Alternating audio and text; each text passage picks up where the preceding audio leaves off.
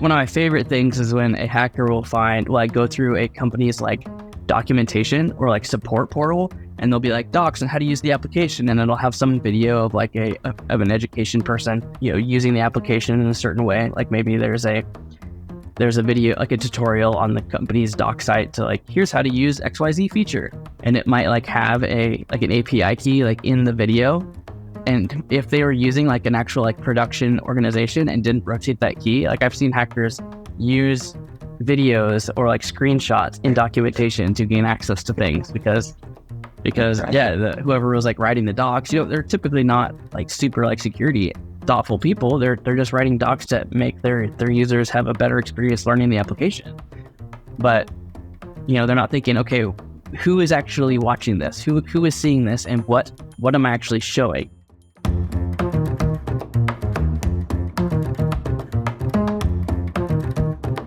Welcome to Software Snack Bites. I'm your host, Shomik Ghosh of Bold Start Ventures, and today we're excited to have Douglas Day on the show.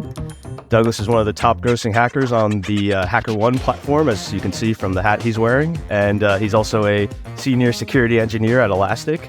And so in this episode, we're going to cover, frankly, all things hacking and all the interesting things that are going on there. So I guess, Douglas, just to start off, can you give the audience a sense of your background and sort of how you got even to this place where you're doing this sort of ethical hacking? Yeah. Well, first, thanks for having me on, Shomik. Super honored to be here. So my journey into hacking started 2019, so just over 5 years ago, going on 6 years. No, this was 2018. Yeah, so 6 years ago. I had just started an application security engineer job at a company called New Relic. I worked there for almost 2 years. But when I joined, I'd never heard of bug bounties, never really heard of hacking in the bug bounty sense. However, part of our duties on the application security team was running a bug bounty program. And so I joined the New Relic security team, started looking at these reports that were coming in, and I was amazed that the reports we were getting were so simple to reproduce, and these were live bugs on an actual application that millions of users were using. Because previously you see like cross-site scripting, and you're like, okay, it might be vulnerable in some lab environment, but these aren't bugs that are actually seen in the wild. But no, like we were having hackers reach out to us with these like cross-site scripting vulnerabilities or these ways to modify other users' data. And it was just like really, really simple proof of concepts. And I was like reproducing these to send them to the developers. And I was like, man, I bet I could do this. And so around that time, my wife and I, we were looking to start our family, and we were living in a tiny apartment at the time. We thought we should buy a house because we wanted to grow our family. And we're looking at the house prices. I'm like, these are spendy. Maybe I should like do some like consulting work on the side to pick up some extra income to build up a down payment. But then after looking at these bug bounty reports that we were getting, I was like, oh, maybe I could do this. And so it was October of 2018. I went to B-Sides Portland, or B-Sides PDX. And one of the engineers, I don't remember if he was working at HackerOne at the time, but it was a guy, Ben Siddiqapur. He worked at HackerOne for some amount of time, gave a talk on doing bug bounties. And I was like, wow, okay, this must be like a divine sign. I was looking at a way to bring in some extra income. So this guy comes and talks about bug bounties on HackerOne, and I made my account that night, right? And so I think that was October 21st or 22nd or something of 2018. And then I started looking at different programs to hack on, saw a couple of interesting looking programs, eventually settled on Coinbase, and found a pretty like low severity issue on the Coinbase bug bounty program, but submitted that. And then in December, so about 2 months after I started, I got my very first $200 bounty. And wow, like having never gotten a bounty before, getting that first $200 felt pretty good. Ping, it was awesome. It was awesome. And then I got hooked ever since. And so, I started doing this. I started hacking more, started making more, and eventually it was 2019. In August of 2019, I got my very first invite to a live hacking event. Now, I had never heard of these, didn't know what they were, but it's like, okay, it looks like HackerOne's going to be in Vegas for DEF CON, and they're running this live hacking event on like Yahoo and GitHub, and then one other private customer. And it was find as many bugs as you can. We're going to pay you extra bounties for the bugs you find. And I had moderate success there, but I met a couple of hackers. Like I started networking, found some really prolific hackers, like sat down with the number one grossing hacker on HackerOne.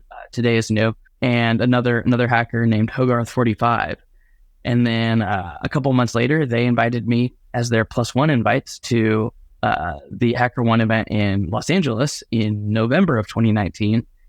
And we totally like kicked it, killed it there in Los Angeles. And then I've gotten invited to almost every live event since. And now here I am, having just gotten back from Miami for my 16th live event. So started out small, and then it grew from there. But I want to actually talk to you about that Miami event, because I think you won a special award there, which was the MVH, the Most Valuable Hacker Award from HackerOne. So yes, kind of what does that mean? How'd that come about? Like, tell us more about that. Yeah. So with these live events, they like to issue awards. You get your bounties, and that's all fine. Money is money. It's awesome. But what really draws the hackers there are these like special awards. These trophies. I've got a couple of them on my wall back there, and there's a number of them that they award. There's, I think, like the exterminator for the hacker that finds the most impactful bug. There's the first place in bounties, second place in bounties. There's, I think it's called the eradicator for the hacker that finds the most impactful bug on the day of the event. But that's all gravy compared to the like creme de la creme of hacker awards, which is the MVH, or the most valuable hacker. And it's this belt. It's this like leather belt, like a WWE belt that they award, and it goes to the best hacker overall, like the hacker who is consistently reporting critical vulnerabilities or high vulnerabilities. Was a pleasure to work with, and just delivered the customer the best hacking experience. Prior to this, I had been to 15 live events and never won an MVH.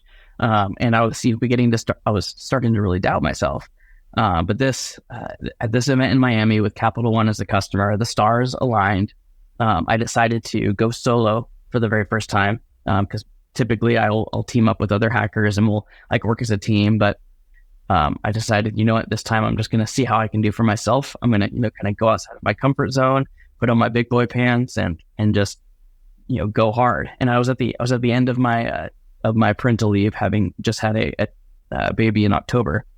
And I'm like, these final 2 weeks of parental leave, I'm just going to give it my everything. I'm going to treat hacking like it's my full-time job, and I'm just going to go hard on Capital One. And ended up finding a number of really cool vulnerabilities that were just beautiful in their creativity. And the Capital One team loved it. And at the end of the day, at the end of the event, we're sitting there in I think it was called a Pink Taco, this restaurant in Miami Beach, and they announced the awards, and I got the MVH. And I started tearing up, because it was like 16 live event, 5 years in the making. It was very much like a homecoming experience. That's awesome, especially coming off of parental leave too. So double congrats to you on multiple. Yeah, thank you. multiple fronts. But I guess one thing I want to kind of ask about here is, like, you're talking about bug bounties, and you're even talking about like working together as a team with other hackers and stuff like that. Like, just, I guess, explain like what a bug bounty program is, how it differs from like pen testing or red teaming, and even this like team concept. Like, how do you pick a team? Like, is this like a common thing? Like, what, kind of talk more about it. Yeah. No, great questions. So I think a lot of your listeners, especially those who work in the tech industry, are going to be familiar with the concept of a red team engagement. Where you'll hire some pen testers, some security experts to come and spend X amount of hours to try to breach their system, gain access to as many things as possible, and then at the end of that time allotment, they say, okay, here's how far we got. Here's our findings. And that's fine, and I think that's really effective. But what a complaint I've heard about those is that because it's just paid by the hour, you don't really have any way to know if a like specific application that you built is vulnerable, right? You just know, okay, did the hackers get in, or did they not get in? They spent this number of hours. I don't know if how like deep their coverage was. I don't know if they spent all their time on just a one specific website and that's how they got in, or if they tested this app, and this. Whereas with a bug bounty program, the goal is to identify very specific applications that you want to know if they're vulnerable. Like typically this will be like a SaaS company, and they'll have their main SaaS app, and they'll want to know, okay, yeah, sure, you may be able to like use phishing to like gain access to things, whatever. We've got red team engagements to suss that out. You may be able to like do like smishing or some other thing. But what we really want to know is is the application that we're building for our customers, is it vulnerable? And are we putting our customers at risk if they use our application? And so with a bug bounty, we'll say, okay, here's the target. Tell us, find as many things as you can. Don't necessarily try to take it all the way, but just figure out, okay, is there a cross-site scripting on the PDF renderer? Is there a way for me to make modifications to other users? Is there ways for me to leak PII using this application that's in scope? And so with a bug bounty engagement, you are only paying for the vulnerabilities that are actually found. So if you have a very secure app and hackers aren't able to actually find anything, then you're not going to be paying a lot, and it's all the better for you. You've got a secure application and you don't have to pay that much. Whereas if you have a very vulnerable application, you're going to be paying a lot of bounties, but they're also going to be delivering a lot of value. And so with a bug bounty program, you are kind of guaranteeing that you are getting value out of the money that you spend, because you're only paying for things that actually are vulnerable. Yeah, that makes a ton of sense. You have a day job as a security engineer, right? And I guess my question is actually, as you're doing these bug bounties, do you find yourself taking things that you learn from hacking an application and finding a vulnerability or weak point? Do you often find yourselves kind of being like, you know what? Tomorrow I can go and apply that in my day job, actually? Or is that not really as relevant? I'd say, so it depends on the type of security engineering you do. When I worked in application security, when I worked at New Relic, and my first job when I joined Elastic was on the product security team, I think that knowledge was a lot more applicable. I'd see hackers hacking us that were fighting a bunch of subdomain takeovers that we were vulnerable to. And I could say, okay, let's go and take what the hackers are doing and try to apply the same methodologies internally. Or I might learn something while I'm hacking about like a new attack. Like, okay, it looks like I found this tool that can find vulnerable GitHub workflows to be able to like take over some target's supply chain. I want to take that knowledge, I'm going to hack us internally. So yes, I'd say initially when I was working in product security or AppSec, totally a lot of crossover.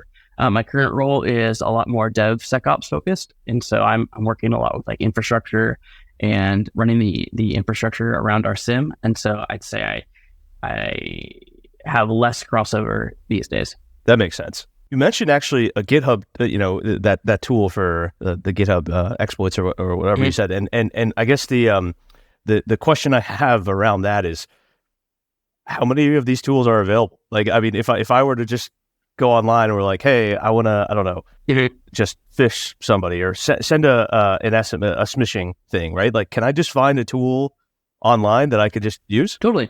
Yeah. So there's even companies that like their product are these tools that hackers use with the goal that companies are also using them to protect themselves.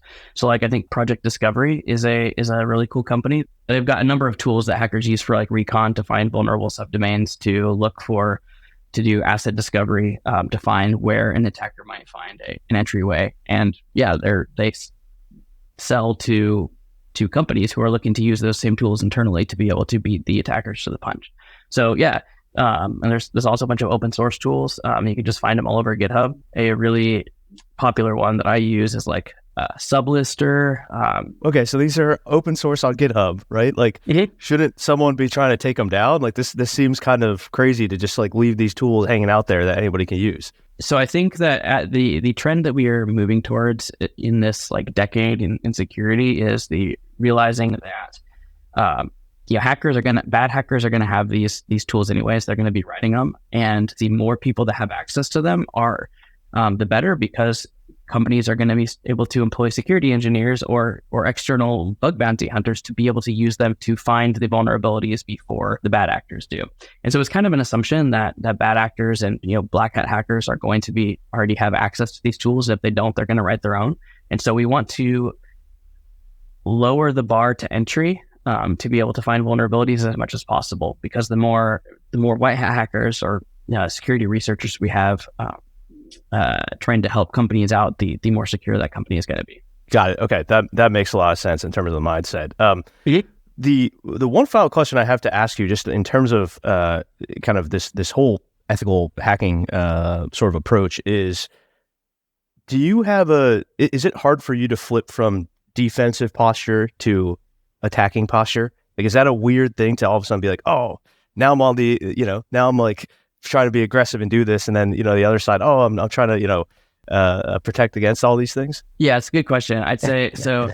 I don't have a hard time going from defense to offense, because I love the offensive side. Like when I'm playing defense, I always wish I were playing offense, and I kind of like that's where I just naturally like gravitate towards. It is harder for me to go from the fun of being like on an offensive engagement and trying to evade the detection teams to switching and being on a more defensive, calmer role. So I'd say yes, it's hard in one way. No, it's not hard in the other way.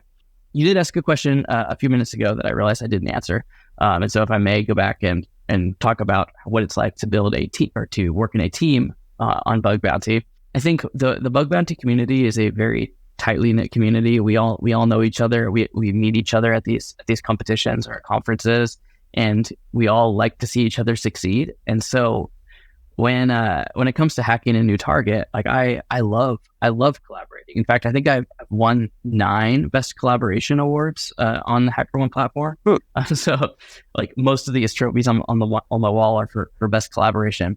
And so I just like to work with people that I know and that I've had a good experience with. And when you're working with the hackers that are at the the top whatever percent of the bug bounty community, and they're going to these live events to hack on massive targets like GitHub or like Capital One or Yahoo. These are hackers who really know their stuff, and so you're not really concerned about them not pulling their weight. You just know that they know things that you don't know. You know things that they don't know, and it's just so much more fun to hop on like a Discord call or a Zoom call or whatever, and with someone who's across the world, and be like, okay, let's hack on this application together and work as if we're coworkers. And at times, my hacking friends that I'm working on a team with, they feel just as much like coworkers as my day job coworkers do. Because we're working towards the same goal. We both want to find bugs. We both want to make money, and we can just make each other better hackers in the process. So I think to answer your question, the community within bug bounty is so good that it's really, really easy to find a team to work with, because you're less worried about the money that you make and more about just learning from each other. That's really cool, and makes a lot of sense. Let's dive into the hacking side, and yeah. Where I want to start is, I think, the question that everybody has. You see a bug bounty, like let's just say, hey, bug bounty for this, I'm using, Capital One scenario, like for this user-facing banking application, mm-hmm. right? So I guess where do you start? And what I'm even curious about is it could be a browser-based application. It could be, it could be in JavaScript. It could be something a completely different language, right? Like there's all sorts of different ways to approach. Do you use a certain library to get in? Do you try and attack the database? So yeah. Just how do you go about doing this? It just seems very strange to figure out that entry point. So the beauty about bug bounty is that there's literally thousands of different programs to hack on. And so every hacker knows their skill set. Some hackers are very recon focused, and they'll see a bug bounty program open up that's like, everything that we own is in scope. Just find bugs, and we will pay for them. Whereas you might have another application or another bug bounty program where they're like, we only care about this one application, but it's freaking huge, right? There's a bunch of different functionality. We're releasing new features all the time. We've got things in beta. We've got things in alpha. We can get you access to those alpha features or those beta features. We just want to know, but we only want to know about this one specific product, but we want you to go deep. And so knowing your skill set helps a lot there. Like if I see a program that opens up that's more wide than deep, then I'm going to be less interested in it. I really like biting my teeth into a really complicated heavy tech stack where there might be features that haven't been updated in like 4 or 5 years because it's just so esoteric and strange. And so for me, if you're asking me the question, I'll say if a new bug bounty program opens up, first I'm going to look to see if it matches my skill set and if it actually interests me. I don't do a lot of mobile hacking, and so if it's a primarily mobile application like the baking app or whatever, then I'm probably not going to spend time on it, and I'm going to just move to something that does match my skill set. Whereas if it's something that's very deep and technical and web based, then that I'm going to say, okay, that's going to be where I'm going to start. Or that's going to be something I'm going to hack on. And then once I've decided I'm going to hack on that application, the number one thing, and I think I've talked about this in a previous talk, but the number one thing that I'm going to be looking for is access control, because that's kind of my bread and butter. I love applications that have various levels of permissions where, maybe, an attacker might not be able to leak everybody's PII, but maybe I can find vulnerabilities where this read-only user is able to do this functionality that only a high-level user is able to do. And that's still a bug, right? If I can go in as a super low-level user, but then modify other users in my org's email addresses, that's super impactful. Or I'm going to start looking for, especially if it's a SaaS app and it's like multi-tenant, I'll look for ways if I can take my organization's users and then modify data or retrieve data from other tenants. And that's very, very common in SaaS applications, especially ones that are self-sign up. I really love self-sign-up applications where you can make your own organization, sign up as an administrator, have administrator rights, and then try to perform administrator actions on other organizations. Because, there's the amount of attack vectors there is limitless. In fact, this was a couple of years ago, like 4 or 5 years ago now. Saw a brand new bug bounty program open up, or it was a private one, so I got invited to it. And within 30 minutes, I was able to find a way to modify any other user's passwords, like to basically log into any user's account. And the way it worked was because it was a self-sign-up application that was multi-tenant. And so what you could do is when you signed up for this application, you were made an administrator of your organization, right? It makes you an org, makes you the administrator, and then it's pretty standard. You can invite users to your organization, and give them various levels of permissions. And one other thing you could do as the administrator was modify the users in your org's email addresses. Now it still sounds pretty normal, but where the bug was that you could. It was an application such that you could exist in multiple organizations at once. And so if you, Shomik, had your own organization and I had my organization and I wanted to take over your entire organization, all I needed to do was set up my own organization for free because it was a free trial application. Yep.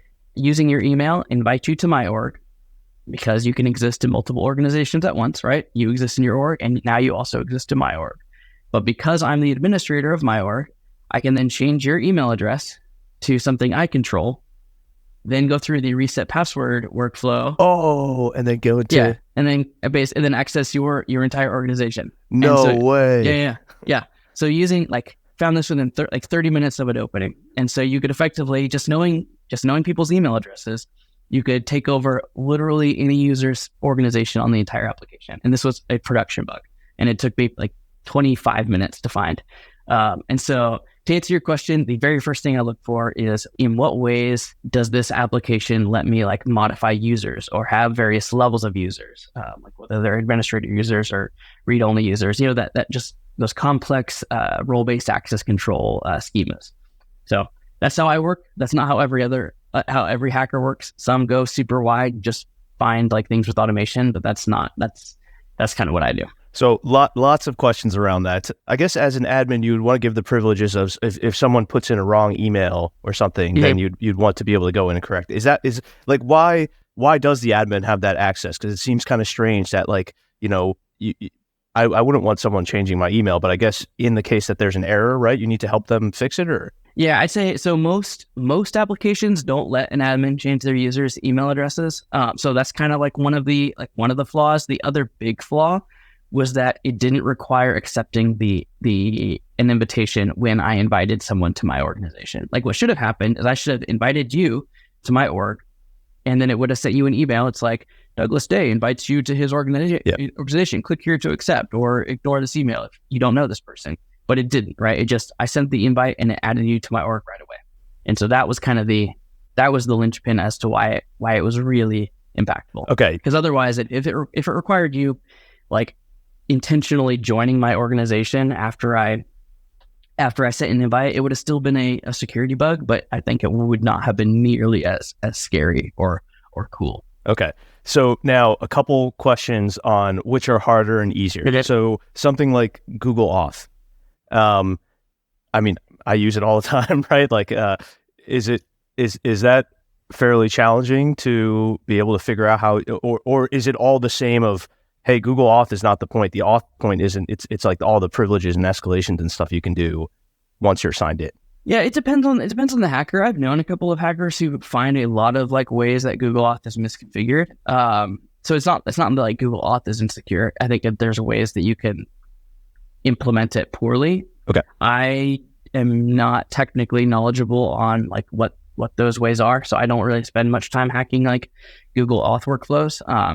But that's not to say there aren't vulnerabilities there, because I've worked with a number of hackers who just know the ways that various companies implement Google Auth poorly. Okay. Now, in that same case that we were talking about, if multi-factor auth was turned on, right, would that have exponentially made it harder, or do you think you still could have figured out a way or pretty quickly? Yeah, so I guess that if multi-factor, if MFA was there, I think it would have been harder. I would have done a couple of things to try to bypass it. Like I like to say that MFA stands for, mother freaking annoying, because it does get annoying when I encounter it as a hacker. However, there are also ways like to implement MFA poorly. Like for example, I've seen some applications where, it might bring you to the page where it asks you for your MFA code, but gave you a valid session before you got to that point. And so if you knew like the API calls that were being made, you could just take that auth token and then plug them into your like repeater, and then still actually do things, even if your browser's page was asking for the MFA code. Or there may have been maybe in that particular application, the admin had the ability to turn off their users, MFA, because apparently the admin had the permission to change email. So why not give them permission to turn off MFA for a user? And so there's a number of ways I would have tried to like take it a step further to still bypass it. But yeah, it is very possible that my attack would have been stopped by MFA, but it just depends on the application. Yeah. Okay. Got it. Yeah. When I listen to you talk about this, right, I would assume the hardest thing is first finding that entry point and the way that you would go about doing it. My question then is, when you get to that point where, like you said, you're the admin, you kind of figured out this thing. Are you now like a kid in a candy store where you're just like, oh, escalation's like super easy, and like I can just run a bunch of different tests and figure it out? Or is it still at that point really difficult, even though you've gained so-called, your entry point, your access point?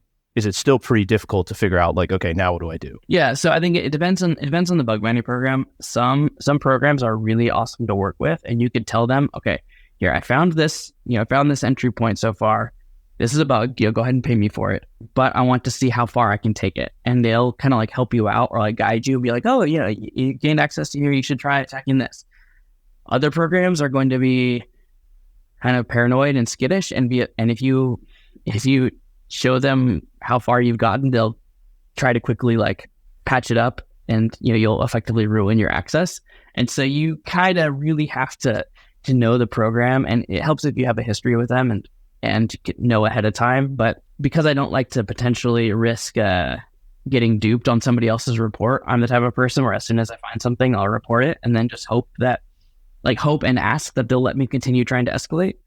But it doesn't always happen. Sometimes they just shut it down, pay me for the initial find, and I can't find potential future vulnerabilities. But when you work with hundreds of different programs, you got to take the kisses with the bruises. So one thing that I've heard is just broadly, phishing is one of the most common attack points. Like you even talked about, whether it's phishing, smishing, like all these sort of things are a common attack point. It sounds like maybe you don't use that as much yourself, but is it something that you're finding in general, like teams that you're working with and stuff are just like, hey, let's just figure out a way to phish an employee because then boom, like the world will open up to us? Yeah. So I'd say I do like phishing in the context of performing like a red team engagement. Like I kind of talked about the difference between bug bounty and red team. If I'm working with the client and doing like consulting work and they ask me to either try to like breach their system and they give me permission to phish, then I will absolutely phish. But like I said, I was telling you before the call, that's like probably less than like 2% of the work that I do. In the context of bug bounty, that like 99.9% of programs will have phishing as out of scope because they know that humans are the weakest connection, and they're not interested in finding out ways that you could like phish an employee. They're interested in how is our product vulnerable. That said, I have seen at least one or two bug bounty programs in the past which allowed for phishing, and it was a very interesting experience. I think a lot of hackers in that program maybe only tried to focus on phishing because it was allowed, and then left a lot of other stuff on the table. But to answer your question, in bug bounty, most of the time it's out of scope. Phishing is going to be out of scope. Okay, that makes sense. The other thing I still want to talk about is like your how do you still learn the access point? I mean, I guess like if you're doing the access flow, you kind of know what's happening, and so that's repeatable each and every time, as you could just go and sign up and do it. But again, like let's say it is something like the sign up flow is fairly secure. It is. You still want to learn what's going on with the internal permissions and stuff like that. Like I guess, is there a way to know that just from looking at it from the outside and like observing it and poking here, poking there, or do you just have to like get deep into the system and just start testing a bunch of different things? So every single application is different, and I think I think I've had success because I treat every application as different. The same attack will not work on every single app or every single program. That said, as you do bug bounty, you kind of develop what I call a sniffer or a spidey sense, and you notice functionality that will typically be vulnerable to a very particular attack. And so, to give you an example, when you are like using an API to modify like data, right? Like let's say there's an application that lets you like write documents in it, and you make a change to the document, and the backend API is like put/API/document/12345, and like that ID is just like an iterable number, and then if you make another doc, it's /12346, and then another one it's 12347. You're like, that kind of like sets off alarm bells. It's like, okay, maybe this is vulnerable to what's called an IDOR, or insecure direct object reference, which are vulnerabilities where you just modify the ID to a document you don't have access to and see if it modifies somebody else's document. And so if I see IDs in like the API that are not what's called UUIDs, which are basically very long, unguessable strings, then my spidey sense goes off, and I'm like, okay, I'm going to start looking for IDORs here. I'm gonna make two users of two like different organizations, grab the IDs from my victim organization, and then just like put them in every single request that's in my attacker organization, and see if my attacker org can affect the victim org at all. And I've made most of my bounties from these types of bugs because they're just so common and so hard to protect against, because you have to protect against every single API endpoint. Like every single API endpoint you have has to validate, okay, is this object that is being retrieved or modified or deleted, does it actually belong to the user who's making the API call?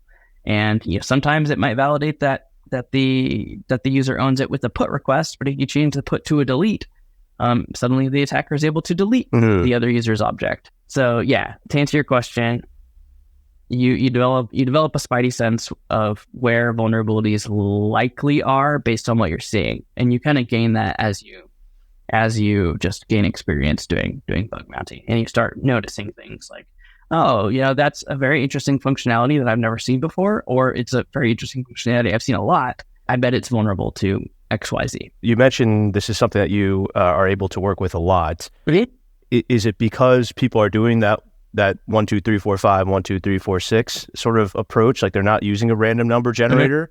Could people just easily fix this by just saying, hey, ID equals random number generator, and then boom, and then that would stop like most of your exploits in that area? Well, I'd say they still should validate that the ID is owned by the person making the call, but it reduces the likelihood of exploitation like by a bunch, because let's use that hypothetical example. We've got an application that lets you write documents, and the documents are just a guessable ID.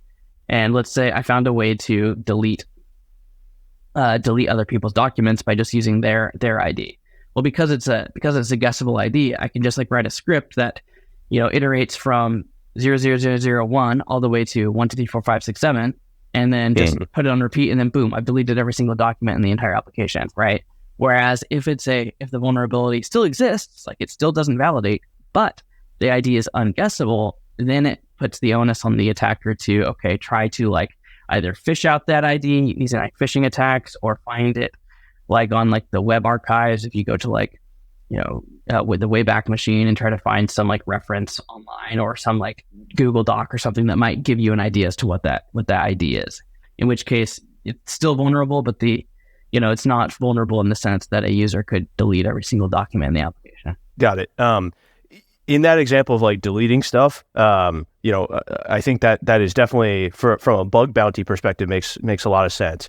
From a bad hacker perspective, like, I mean, they delete everything. Yes, that hurts my user experience. That sucks. But at least they're not, they're not getting data, right? They're not being able to use that data in a different way. I'm assuming what you mean by that though is if they change if they can guess that ID, they can change the API to the point where maybe they can even like put in some malignant code that then can trigger other stuff. Is that correct? Well, so I mean, I just use delete as an example. Like, what if instead it was a GET request where you could retrieve every document in the application, and then like say it's an application as big as like Google Drive. If Google Docs or Google Drive was using just guessable IDs, and then a bad hacker could, instead of deleting every document in the application, could like retrieve every document in the application, and maybe those documents are like health records, or maybe those documents are like it's like got financial information, or maybe instead the bug is a vulnerable put request where you could modify documents. Then from a bad hacker perspective, you can like overwrite financial data. So that's it kind of just depends on the bug. Yeah. So as a bad attacker, even as a malicious attacker, like I would be thrilled to find anything that let me either like get or delete or modify data. Okay. How often are you finding the stuff where and I'm guessing this is not that often because it's the bug bounties, but you hear these attacks where literally it'll be just like there's a plain text file that someone just found, and then it's just like, oh, okay, nothing's encrypted. Like it was pretty easy. Like as long as you can read, you basically were able to exploit this. Like is maybe in these bug bounty environments that's not as common, but I just wanted to ask that question. Like, how are you seeing them? Oh no, that's totally common. Yeah. So like looking for secrets is totally an aspect of bug bounty. A very common tactic bug bounty hunters will do will be going to that company's like GitHub organization, and then like just scanning their repos, looking for like API keys that give them access to whatever data is hosted on whatever services using that API key. Or maybe there's like Google Docs links, just like hard coded into repositories where it's like, maybe it was like put in a code comment saying, here's a link to our team Zoom recording meeting or something, and so that's just like looking through GitHub. Maybe there's an endpoint in the body of the data that's returned is like some API key. So you got to be looking for the request responses to see, is there vulnerable or sensitive information in the response that shouldn't actually be there. So there's doing like recon and like automation is how a lot of bug bounty hunters make a lot of money, because they just look for things that are exposed that shouldn't be exposed, and maybe they're exposed in a kind of place you wouldn't expect. Like a normal user isn't going to be going and looking through a GitHub repo that's 7 years old, but an attacker sure is, right? Especially if they find something that like is super sensitive. It's just, even when you were talking about like the comments and stuff, it's just like, you just did that really quickly because you need to, and all of a sudden, yeah. So one of my favorite things is when a hacker will go through a company's like documentation or like support portal, and they'll be like docs on how to use the application, and it'll have some video of like of an education person, using the application in a certain way. Like maybe there's a video, like a tutorial on the company's doc site to like, here's how to use XYZ feature. But then, and it might like have an API key like in the video. And if they were using like an actual like production organization and didn't rotate that key, like I've seen hackers use videos or like screenshots in documentation to gain access to things because whoever was like writing the docs, they're typically not like super like security thoughtful people. They're just writing docs to make their users have a better experience learning the application. But they're not thinking, okay, who is actually watching this? Who is seeing this, and what am I actually showing? Maybe my cursor is over here on the right side of the screen, but over on the left side of a screen in a window behind the primary window, but you can still see there's like a little like API key there. It's like, oh, there we go. And so those are super fun bugs to find. Yeah, it's crazy how you guys are. It's like hackers must be really good at the Easter egg hunt, right? Like, So for real. In fact, that's why there's such a big crossover between like capture the flags and bug bounty hunting, because we like being able to just creatively find solutions to problems that go under the nose of the average user. Yeah. The last thing I want to do on hacking, and then I want to kind of move into like the AI aspect, the topic du jour, just because I think there's some interesting things. But what security products, like even if you're just thinking about from an access side, and you don't need to name company names or something. I'm going to name like, I don't know, Auth0 or something like that, or Okta or something. But even if you don't, is there certain categories of security products or something that are extremely challenging? Like if they have an XDR product, it's going to be really tough for us to get in. Or if they have, like, I don't know if there is some sort of a classification like that you have, but I'm just curious if there is anything. So there are security products that get put in place that I think make my job more annoying, but that when you zoom out wouldn't stop a very determined attacker. So for example, I'll take like a WAF, web application firewall. It might be like, stopping requests. Like if you try to do like an XSS and like put in like weird like script tags and whatnot, it might be like, this is blocked. And it's like, okay, fine. And it will make me like have to go through the steps of like bypassing the WAF, which is possible. Like WAFs are almost always bypassable, right? You just have to like look for the the IP address of the application that's actually running the app, and then just go basically backdoor into the same application to get past the WAF. And so they're annoying. Like MFA is kind of the same way. But I'd say within the context of bug bounty, because our target is finding vulnerabilities in like the application, I think security products are typically geared towards preventing like attackers from gaining access into your network or getting access to systems that they don't control. Whereas as a bug bounty hunter, I don't care if I'm caught, because my goal is to just find vulnerabilities and then report them. Right. And so I'd say I don't interface so much with security products, aside from things like WAFs, which just kind of make me roll my eyes and just make my job slightly harder. Yeah. Yeah. It's frustrating because like my job is to help the customer out, and WAFs are like almost always bypassable. And so I'm like, could you just like, don't make me go through like walk an extra mile just to do what I'm trying to like. What I'm going to do anyway. Yeah. Yeah.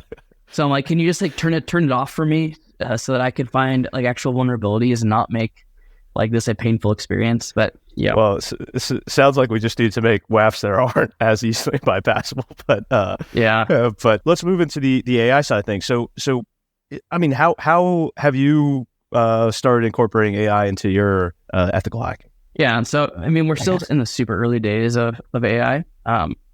I'd say I haven't gotten to the point where I have like built out like hack bots to do my work for me. However, I'm using these a lot more often, is using language models to help think about creative solutions to areas where I might be stumped.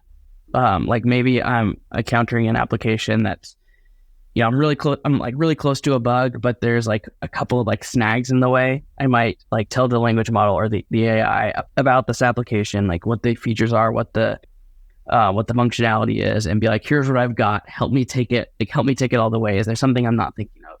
And that's, at least for me, that's kind of where AI has been helpful, as less of a bot and more as a sounding board and a hacking buddy. Is it giving you code to run, or is it just like, is it literally just helping you think through like, hey, there's this scenario?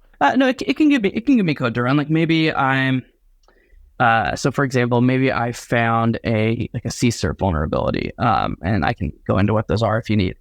But I'm like, I need to generate a proof of concept to demonstrate to the program. Here's the request that's vulnerable. Can you just generate a CSRF like proof of concept for me, so I don't have to like try to like write some weird HTML blob that'll show the actual impact. I can just have ChatGPT or whatever language model do that for me. Or maybe I need help writing or trying out a couple of like cross-site scripting payloads. I can have an AI help me there. Or maybe I need to run a web service to be able to exploit some type of vulnerability. I can have the AI like generate me a simple like web app. And so it definitely has like technical capabilities of like writing code or scripts or web applications, which are helpful. If you dream in the future, do you think that, I'm just making it up, 5 years from now, you will be spending some time so-called coding some of those hacking bots to like learn a specific application, then just go and be like, hey, now your team is effectively you, and hacking bot 1 and hacking bot 2? Yeah, I mean, if not me, then somebody else. I think like either it's going to be something that hackers are writing themselves, hacking bots that are just like open source and hackers can use anyways, or there's going to be some like product or company that makes hacking bots for hackers and for security teams, and we're just customers of theirs and just using their hacking bots. But yeah, it's absolutely heading in that direction. Okay, got it. Just before we wrap things up, like you do a lot of these bug bounties. You've been a security engineer at many different companies. What's the most common security advice that you find yourself giving to teams over and over again? This is advice I give less as a security engineer to my security teams, and more advice I give as a bug bounty hunter to the companies that I'm hacking on. And it's that like, I'm not your adversary. I'm working with you. I think there's a lot of like stigma and shame that kind of comes with having to like pay a bug bounty hunter money for a bug, because it's like, we gotcha, now give me your money, and it's not like that at all. Like the way you have to think about bug bounty is that when you pay out a bounty, you aren't like being dinged a fine, you are purchasing a bug from the hacker. Like those bugs exist, like they exist before the hacker even touched the application. You are paying the hacker to provide you bugs which maybe your own security team hasn't found yet, or that you haven't been able to allocate resources to finding. And so there really needs to be a brotherly or a sisterly or just some type of camaraderie relationship between bug bounty hunters and security teams, because that's the only way it's going to work, right? Like hackers don't want to work with teams who are super standoffish and aggressive and fight you when you try to like report a vulnerability. And similarly, security teams don't want to deal with hackers that are disgruntled and frustrated at not getting paid for their work. And so when there's like a really cohesive relationship and hackers are able to work together with a program to deliver high impact results, like that is where the real value is. In fact, that's where they'll find the best bugs. I think I can't say the name of the customer, but I was working on a program last year, and they had dedicated engineers on their security team to help escalate the hacker's findings. So if I found something and I'm like, here's a bug, I've only got like about a medium impact, I think that I should be able to get it higher, but I'm kind of stuck. They would have security engineers called bar raisers work with the hackers to say, okay, here's what you got. I'll take my internal knowledge of our internal systems or our services or our products, and I'll see if I can't get more impact out of the bug that you already found. Wow. Whereas a lot of programs who aren't like that and maybe who are less mature would just be like, okay, thanks for the bug. you reported it as a medium. That's all we're going to pay out as a medium, even though they know that there's probably more behind the scenes. That's a fascinating approach. Yeah. Anything else you want to add on that, or just to kind of like add on to like the value of a good relationship? Like some of the best experiences I've had on bug bounty programs are ones where I have like a direct line of communication to the program, and I can say, I'm working on your application. There's this really weird feature that just came out. It's in beta or it's in alpha. I don't quite understand it. I think this is a bug, but I need to like talk to somebody to figure out, is this actually a bug? The GitHub bug bounty program is like this. They're very easy to work with, and they have engineers who you can just like message on their bug bounty Slack, and they'll be able to answer any questions about the product and be able to tell you like, okay, you're close, but maybe take it this direction instead. And yeah, it's just, I've had an awesome time on that program because of the relationship aspect. Well, this was just a fun conversation because I get the offensive excitement because there's just so much cool stuff to discover, and like you said, like it's like capture the flag or finding the Easter egg or whatever. It's, you get that that dopamine rush of like, oh, I just figured this out, and now I can go move forward. So I this was a really fun conversation. Thanks for your time, Douglas. And I guess, like, is there anything that you'd like to say or highlight for the audience on your side before we end?